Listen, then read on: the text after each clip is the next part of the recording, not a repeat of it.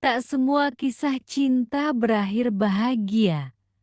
Ada yang harus berpisah, meski hati masih ingin bertahan. Dan hari ini, Zikri Dola akhirnya mengungkap cerita yang selama ini ia simpan rapat-rapat tentang perpisahan, tentang luka, dan tentang keyakinannya bahwa jodoh tak akan pernah tertukar. Bersiaplah, karena kisah ini mungkin akan membuatmu percaya bahwa kadang melepaskan adalah bentuk cinta yang paling tulus. Tak ada yang pernah benar-benar siap untuk perpisahan, termasuk Zikri Dolai.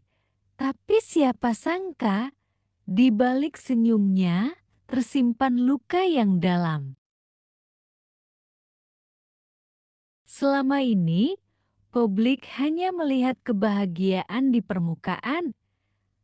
Tapi Zikri Dolai akhirnya berani menceritakan apa yang sebenarnya terjadi. Tentang perpisahan yang tak pernah ia inginkan. Dan tentang keyakinan bahwa jodoh sudah diatur oleh Yang Maha Kuasa. Perpisahan itu bukan tentang siapa yang salah, tapi tentang takdir yang harus diterima. Dengan berat hati, Zikri memilih untuk melepaskan demi kebaikan bersama.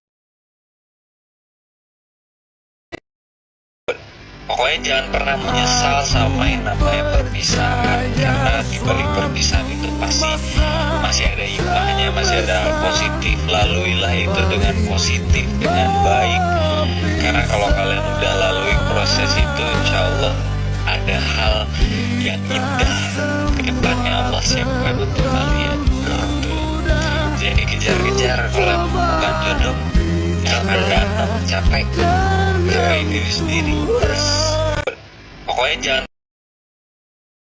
jangan pernah kejar-kejar kalau emang bukan jodoh sih, karena sekencang apapun kita ngejar, kalau dia bukan jodoh kita, dia nggak akan jadi milik kita.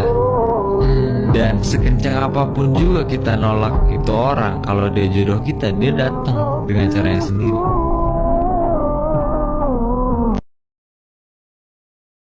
Kegagalan rumah tangga membuat Zikri Dolai belajar banyak hal.